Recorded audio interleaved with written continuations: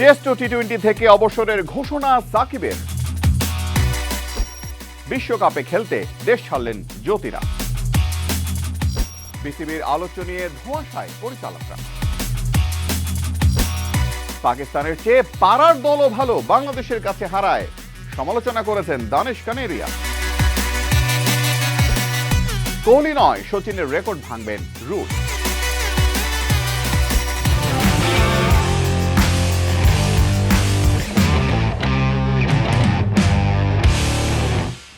Kanpur test শুরুর আগে হঠাৎ করেই বাংলাদেশ দলের প্রতিনিধি হয়ে সংবাদ সম্মেলনে এসে ঘোষণা দিলেন অবসর নিয়ে নিজের ভাবনার কথা।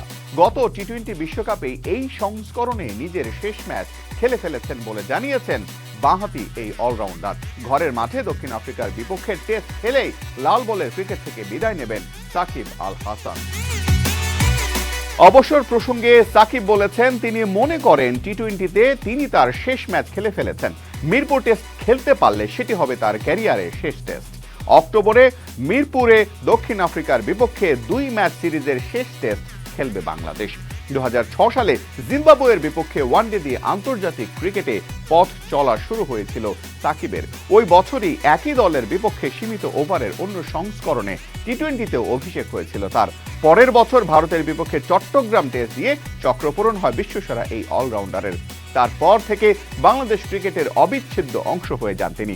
দীর্ঘ 18 বছরের ক্যারিয়ারে 70টি টেস্টে করেছেন 5টি সেঞ্চুরি, 31টি 50তে তার সংগ্রহ 4600 রান।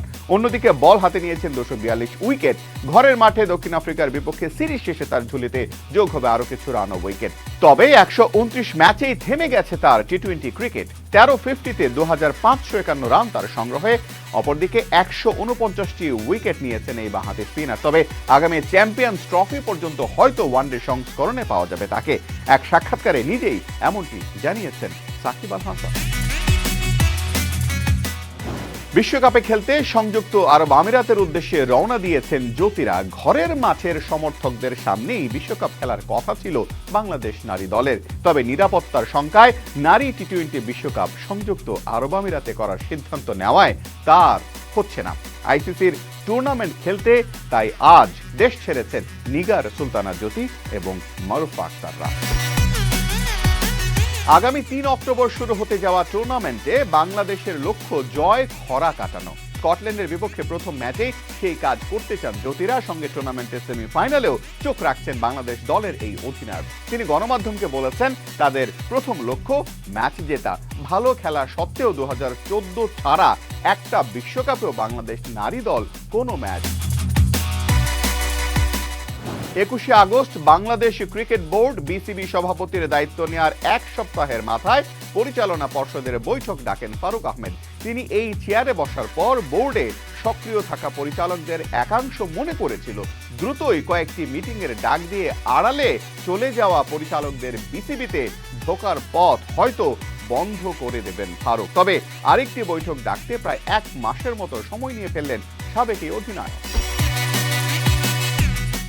অনুষ্ঠিত হতে যাচ্ছে বিসিবির 13তম বৈঠক, অথচ এই বৈঠকে কি নিয়ে আলোচনা হবে জানেন না পরিচালকদের অনেকেই।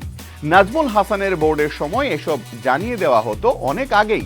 বিসিবিতে পরিবর্তনের পর নানামুখী আলোচনায় নিজামুদ্দিনও অনেক দিন সংবাদ মাধ্যমের মুখোমুখি হননি। এবারের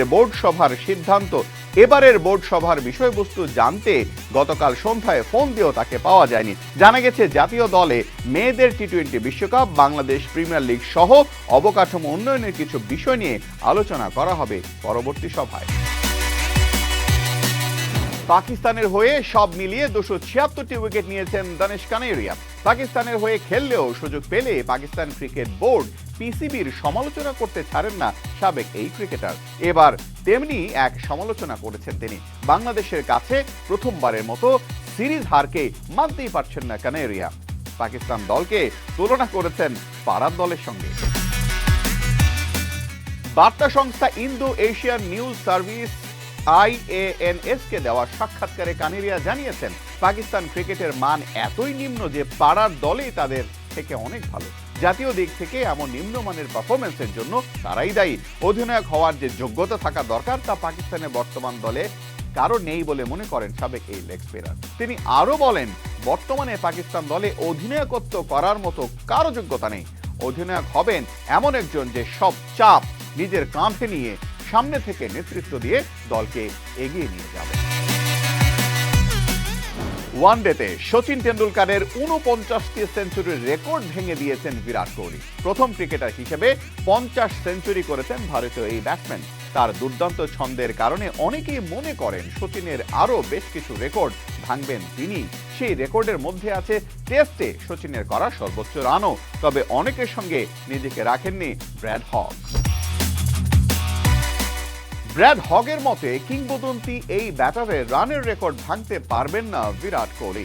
নিজের ইউটিউব চ্যানেলে এমনটাই জানিয়েছেন অস্ট্রেলিয়ার এই লেগ স্পিনার। হগ বলেন, তিনি মনে করেন না বিরাট এখন সেই রেসে আছেন, যে তার মোমেন্টাম হারিয়েছে কিছুদিন আগে। গত কয়েক বছর ধরেই সেটি হারিয়েছে।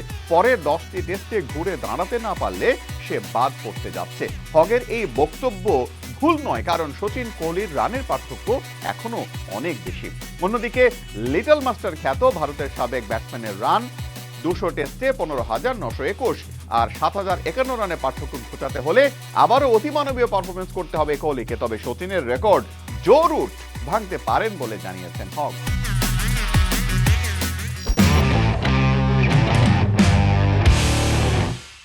আজকে স্পোর্টস আনলিমিটেড এ পর্যন্তই।